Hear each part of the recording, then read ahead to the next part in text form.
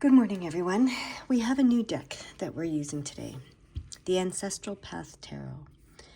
Now, I'm not really sure how the tarot is going to be different, this one. But I heard that it's about the images. So, there's going to be more emphasis on the imagery as we use this deck. All right. Let's see what they have to say. So this is Ancestral Path Tarot. So this is something about your ancestral path is what I'm hearing. They want to talk to you about something about your ancestral path. Oh my gosh. The first two cards that come out are the High Priestess and the Magician. So this is about your ancestral path. That's a pretty crazy ancestral path. Let me see what the book says, but there's a few things that are coming right away. But I want to, because we're using this deck, I want to see if it says anything, anything unique. So the High Priestess is female receptive energy, intuition, understanding, serenity, wisdom, and self-sufficiency.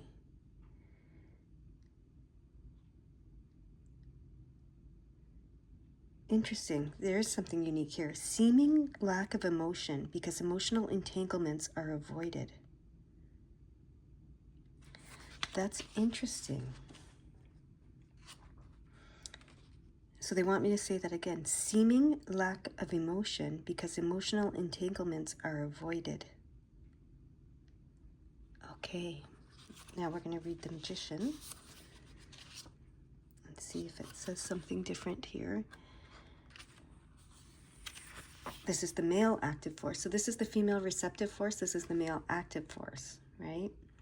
Creativity, spontaneity, practicality, skill, inventiveness, self-reliance, willpower, and self-confidence. The ability to imagine, create, and see ideas through to completion. The art of persuasion or the ability to influence others.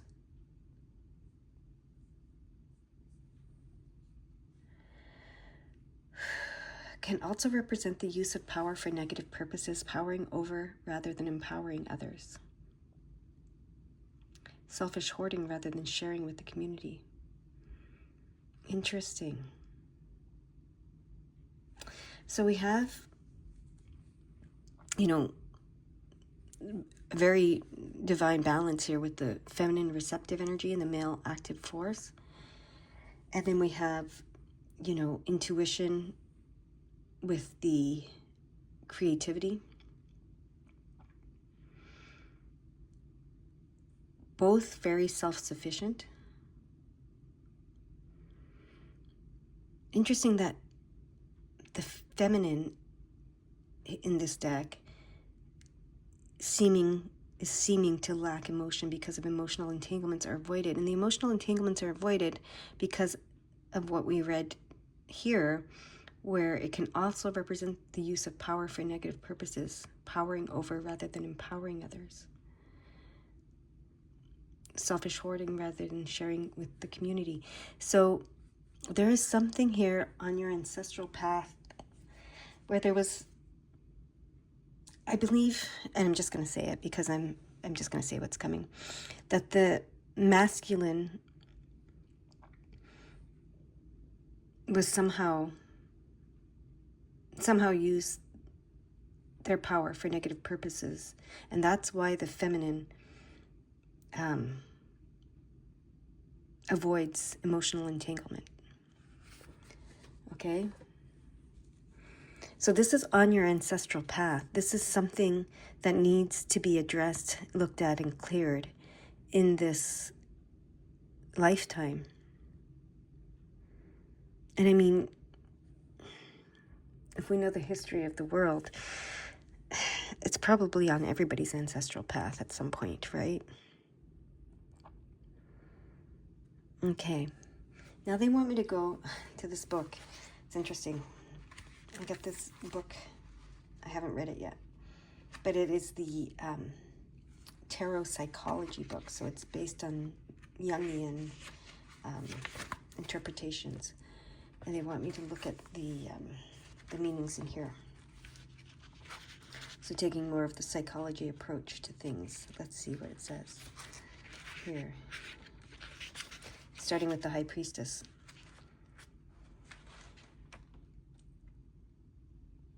It says, Anima is the inner self of a man.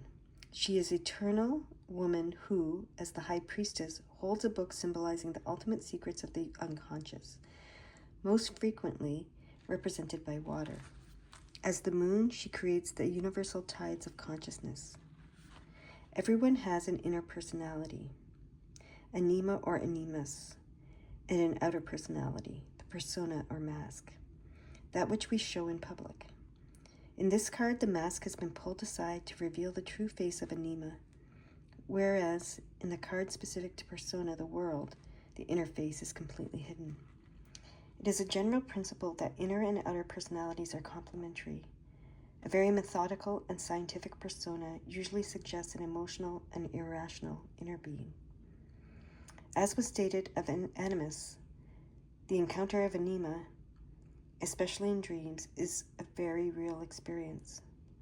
Her activity as an antagonist, always at work in man, brings softness, emotionality, love of beautiful things and of home, the many qualities which Western society has generally attributed to females. Here one might rightly assume that as society's perception of male and female evolves, so will the individual's interaction with anima or with animus. In meditation, Christians may experience anima as the Virgin Mary, although her characteristics are more accurately described through the polarities of the ancient gods. She is all phases of woman, the Mother Hera, the Virgin Diana, the Hag Hecate. She can be loving and supportive, friendly and charming, or she can be deceptive, cruel, and very arbitrary. It is essential to understand that every archetype has two aspects, positive and negative, both of which must be encountered in the quest for self-knowledge. Tarot interpretation has generally focused on the positive aspects of the major arcana, but the creative fool also destroys. The protectively controlling magician can lie and cheat. The coldly beautiful virgin high priestess can be ugly and coarse. However she may appear when, through active imagination, this archetype is invoked and a conversation begun. The effect is inevitably powerful. It may also be unpredictable as contents of the unconscious are brought closer to the surface. So both of these interpretations do bring something new. The coldness of the High Priestess, the seeming lack of emotion, because emotional entanglements are avoided.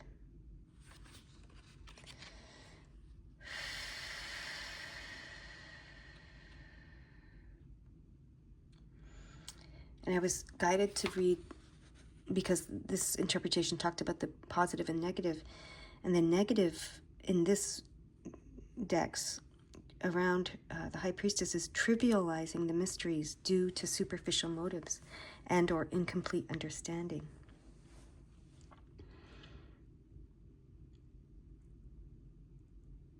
So that's interesting.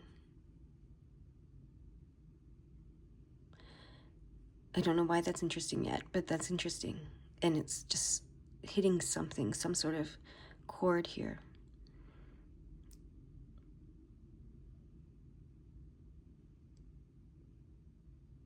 All right, now we can read the psychological. What about the magician?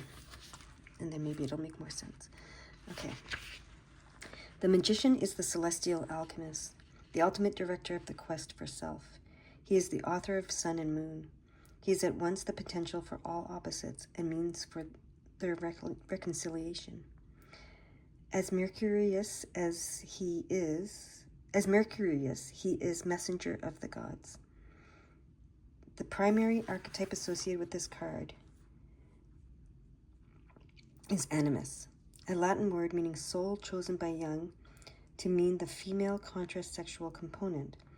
Jung stated that deep inside of every woman there is a male figure, animus, and that every man has within himself a female figure, anima.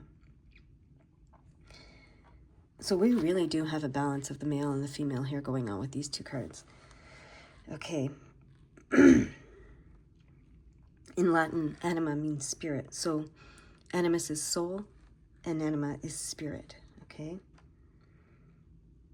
These are real personalities which inhabit the unconscious and with which we interact, especially in dreams. Anima and animus are our inner antagonists. They are guides into the caverns of our own minds. When a man talks about animus, he does so as an outsider, but to a woman this inner figure is very real. He is the epitome of male. He is father, brother, husband, son.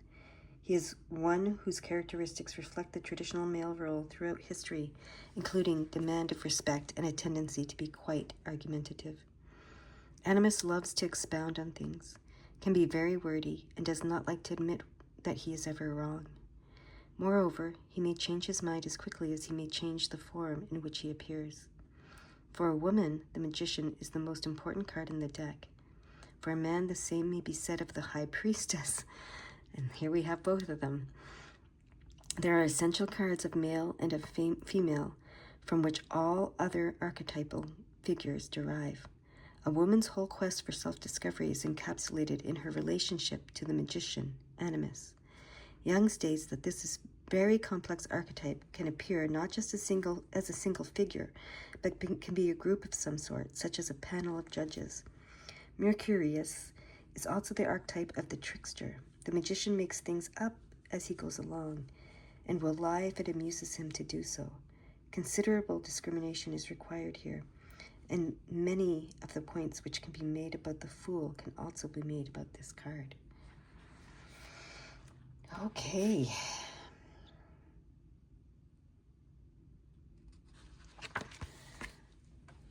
That's all super interesting, and I just saw 1212, so let me look that up before I get further into this.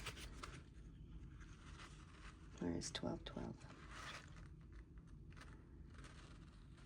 It says, you have the power to bring healing and light to the world. Notice how your intentions and actions are already just doing that. Okay.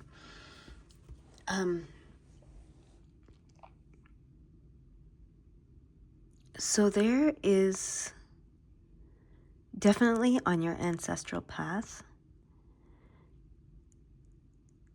a balancing, not just between the feminine and the masculine, but between the positive and the negative. And this 1212 said you can teach, right? It said something about, like, let me go back there. Sorry, I gotta go back there. You have the power to bring healing and light to the world. Notice how your intentions and actions are already doing just that. Okay, so that is the power. That is the power you have to bring healing and light to the world, is in the balancing of the male and the female, or the masculine and the feminine. I don't know why I'm pointing to the opposite as I say those, but balancing the masculine and the feminine, the positive and the negative, the light and the dark, which is what our previous readings have been about, the secret language of the light and the dark, and balancing those. Balancing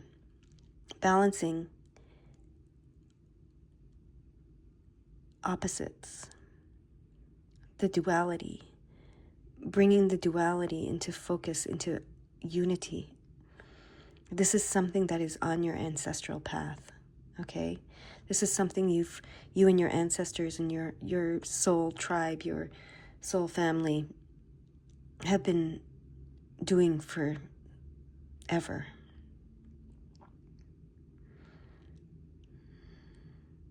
You probably know this already. You probably feel this already. You probably have encountered many situations in your life that have been about this, even if you didn't recognize it at the time. These two coming into balance, okay? The yin and the yang, of course, right? And I mean, ultimately, you know, it's kind of cliche in some ways, because, you know, there's lots of spiritual practices that have said that that's what we're up to, and etc. But this is, I don't know, this is It's like it's the first time I'm hearing it, so I don't know if you're experiencing that, even though I've heard it so many times. So,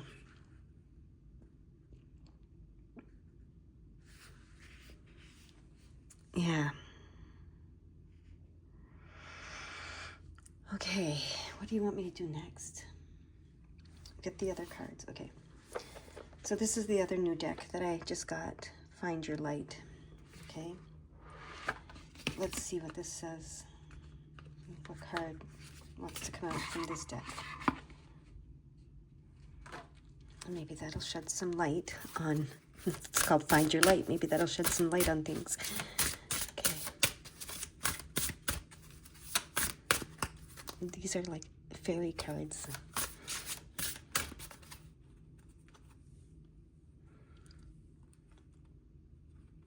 The fairy is reminding me of the Celtic folklore, right? So maybe there's some of that in your ancestral path. Maybe there's some Celtic folklore and stuff. Oh, I am gifted.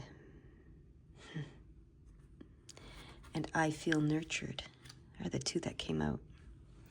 So let's see what the book says about those two. I'm going to move back so that you can see that. I'm going to put them here so you can see them better. Okay. I am gifted and I feel nurtured. Okay. I am gifted says, today I give praise for the gifts, simple and big, that I have been given. I am thankful there is no other like me. I alone was created to do what I alone can do. I make an impact to this world through all I give it. And then I feel nurtured. Let me find that one. I am embracing the love given to me and am tending to it like it was a child. With compassion, grace, and healing touch, I am filled with warmth. Oh. So what I'm getting as I read those is when the high priestess, when the feminine, the divine feminine within you embraces her gifts and acknowledges her gifts, that she is gifted,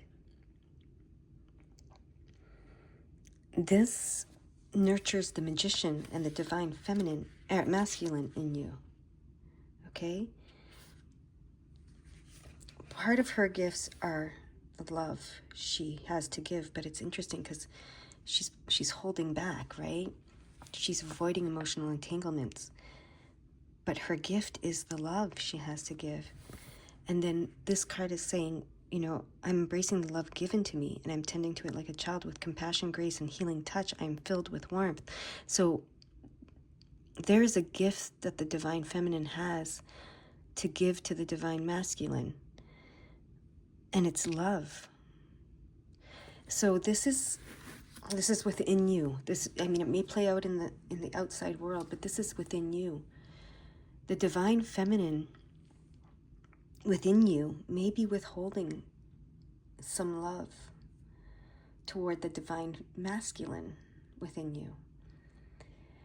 And that's really interesting because, you know, of abuses of power or perceived abuses of power in the past, experienced abuses of power, but because I don't want to just say perceived, there, you know, it has been experienced, but the intent may not have been to abuse the power. Sometimes it may have been, but I'm just saying, you know, if we can look at it from a different lens, if we look at it within us, that these two are within us, not something outside of us. So this reminds me of when I first started the healing path work, and I started doing energy work. I didn't even know what energy work was. I didn't know what anything was. I just started feeling this energetic pull to my left, and I needed to explore that and understand it. So I ended up in a workshop where I learned a lot about it. And then one of the women in the workshop wanted to practice her ability of doing that kind of work, energy work and healing work, which I know now is what Reiki is as well. Whatever you want to call it, it's all from the same place. It's all very similar. Healing touch, Reiki, energy work, I mean, it's all the same. ultimately at its core. It's working with energy. But so I volunteered to let her practice on me. And what was interesting is what she saw on my left forearm was gauze all around it, like thick gauze had been placed around it, like almost to the point of being a cast. But it wasn't solid, there wasn't the plaster on it. It was just the gauze. So she asked permission and started taking that gauze off my left arm. Energetically, of course, this is all energetically. As she was doing that, my right forearm started to clench and to tighten and to be very uncomfortable. So I mentioned that to her. And what she knew was that was because the left arm is the feminine and the right arm is the masculine. And the masculine had put that gauze around the feminine to protect her. So my inner masculine had put a whole bunch of gauze around my inner feminine to protect her. And as it was being removed, the inner masculine was feeling very upset because, he wanted to protect her. But she didn't see it as being protected. She saw it as being imprisoned, right? This inner female, she saw it as being controlled. She saw it as being imprisoned. She saw it as being overpowered. So what I needed to look at during that session was, could I forgive the male for protecting me?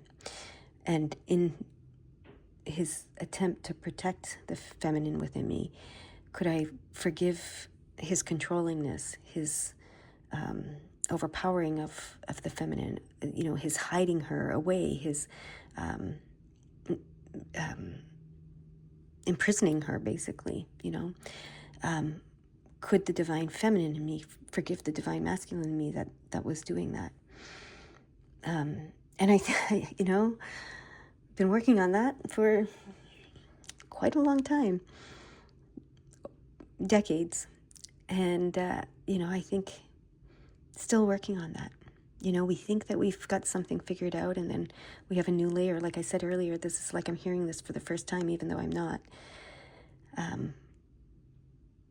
But what I'm understanding here with this this reading is that the high priestess is gifted. The divine feminine is gifted. The magician is very gifted. We know that, right? The magician creates and he transmutes and he's the alchemist and all of that stuff.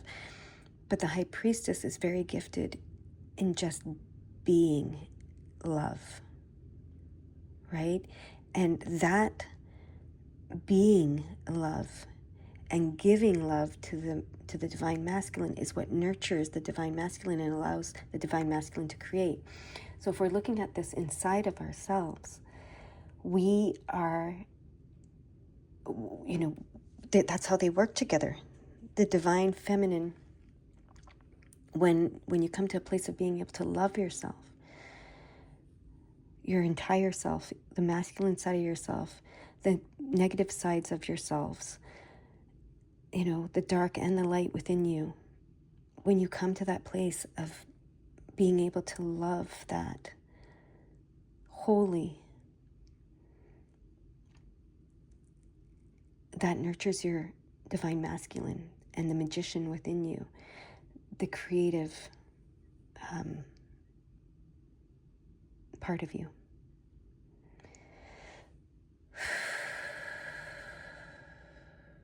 No wonder the divine masculine wants to protect the divine feminine, because that is, his source of love. And this is all internal, okay? I want to remind you, this is all internal. So for the divine masculine to be able to go out into the world and do whatever needs to be done, to create whatever needs to be created by the divine masculine, by you, this loving source needs to be able to provide it. And by and by protecting this divine feminine and hiding her away to protect her, that's what closed her off. That's what closed her off. So he actually, he sealed that flow of love to himself, off from himself, by doing so without realizing it. So how do we open that flow back up? How do we open that flow back up between the divine feminine and the divine masculine so that they can work together to create what we've come here to create? Okay. That is the ancestral path. Opening the flow between the divine feminine and the divine masculine back up.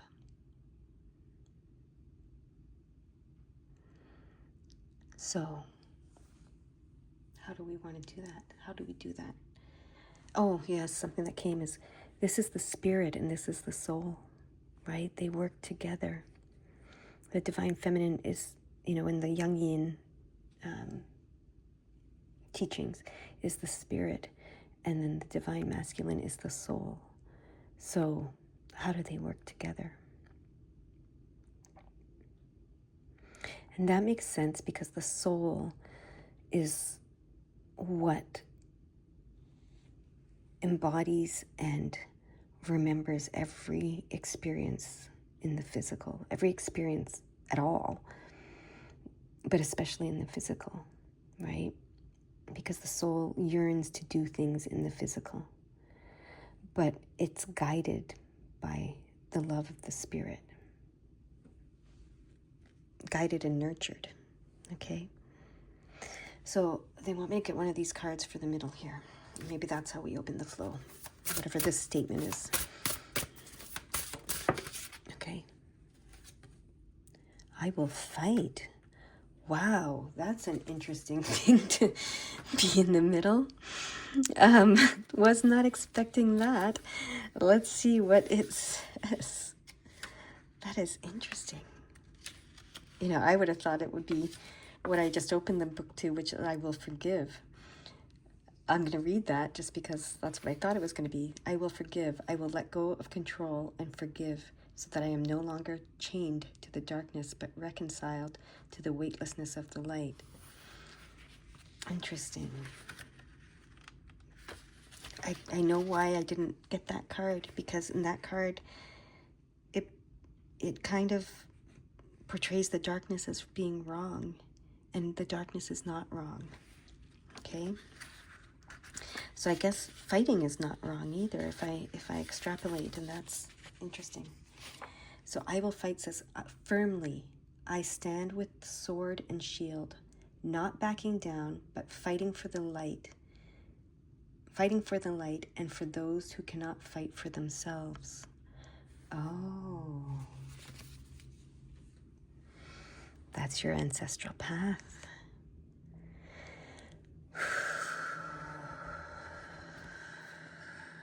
Okay, fighting is not wrong. And darkness is not wrong. Fighting for the light doesn't make the darkness wrong. I just want to be very clear about that. And this is interesting. Look, we have the spirit. She is portrayed, the female, as the spirit, where the male down here is portrayed, going out into the world. She's holding that sword, shining that light on him as he goes out into the world and fights. So that is really, really interesting. I told you this was going to be about the imagery at the beginning, right? And what I'm seeing here is she holds the plan, but he has all the tools, right? The imagery is so important. She holds the plan, but he has all the tools, including the wand, to make it happen. So the male and the female have to come together. The divine feminine and the divine masculine, they need to work together. She has the plan. She holds the space with love for the male, the divine feminine within you, to go out into the world and bring the light to the world, okay? This is part of your ancestral path. Okay, put that there. That is so interesting. So, I see. So this is how we are going to open that flow. So, because the male, typically in the past, I know that there's been matriarchal societies and there's been female warriors. So I'm not dismissing that. But typically, the story that we've been told is that the male goes out, and and even if it's embodied by a female, it's the masculine in her doing it, right?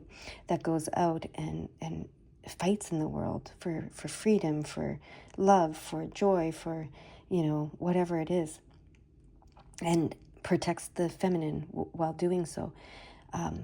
So that's the story, right? And so if we are able to forgive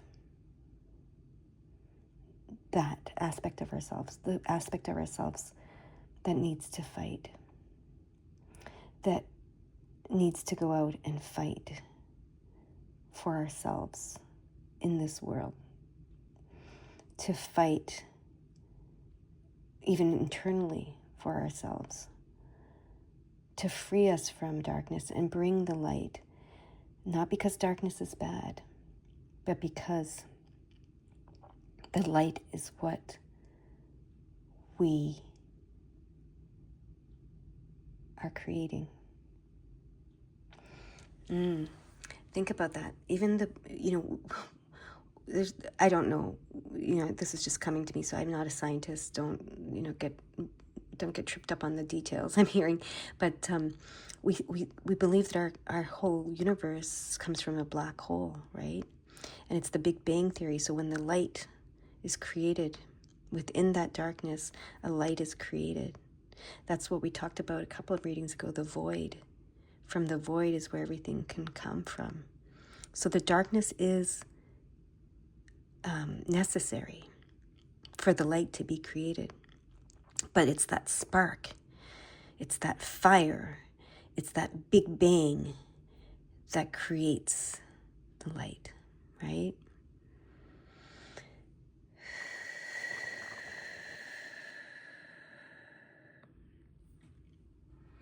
I don't know if any of this is making sense, so I apologize if it's not. I'm channeling what I'm hearing, seeing and knowing, feeling. Hopefully it makes some sort of sense when I watch it again. I feel like I'm getting a little lost in it. That's why I'm saying that. And that's okay, I'm hearing, because that's how we feel. When we're in the dark, we feel a little lost and we have to feel our way out, right? And we have to find a light. We have to find a way to turn on a light so we can see, right? But when we're in the dark, we can see, we can feel. Even when we can't see, we can see with our feeling, with our knowing, with our hearing, with all our other senses, right? And it's interesting, I pointed to the high priestess for that because she's the one that has those gifts. She's gifted, okay? And if you even look at the imagery, she's kind of in the dark and he's in the light. So, but she shines the light onto him, right? It's very interesting, the imagery here and what's being said here. Very interesting. I don't know what. So your ancestral path is to remember that the divine feminine within you shines a light on the divine masculine within you. And that's what allows the divine masculine within you to go out into the world and create more light.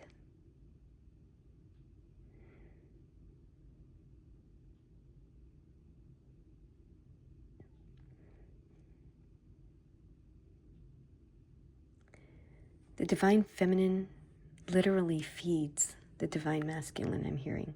And you can see this, that looks like a masculine baby with the feminine. And the mother does feed all babies.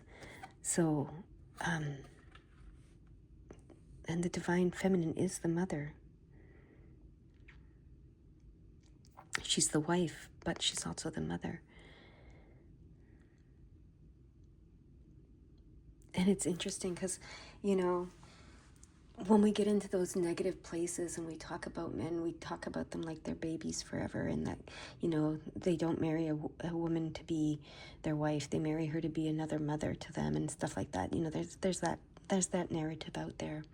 I can see where that comes from now, but it's not.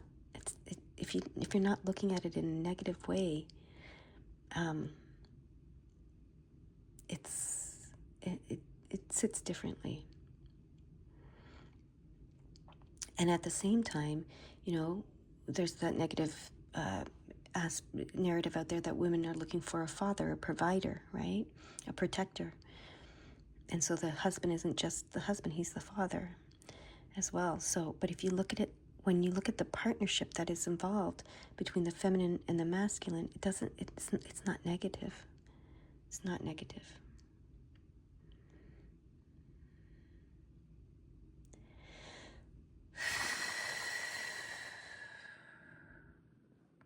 They want me to get one more of these cards. Okay.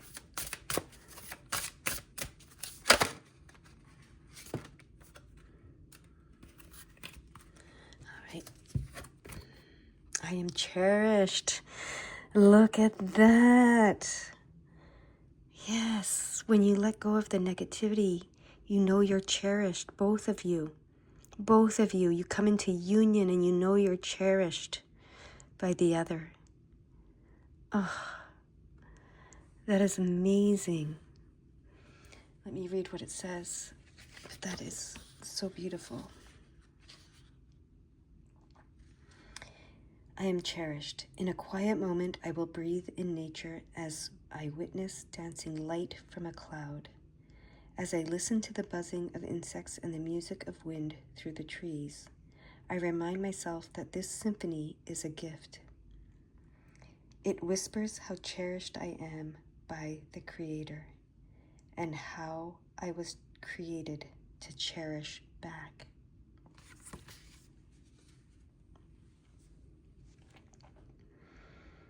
Beautiful. And that's spirit and soul. And both are creator and created, okay? So when you realize that there's no separation, there's no duality, you're both all, you'll remember that you're cherished. Your whole being is cherished. And cherishes, I guess is the word.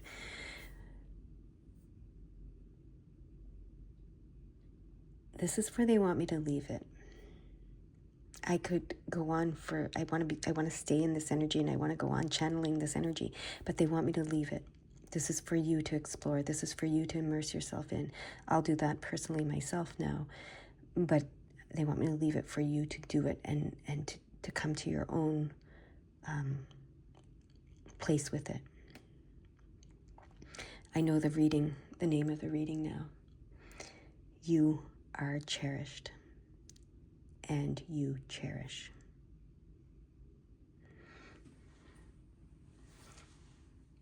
Thank you for joining me today. Bye-bye for now.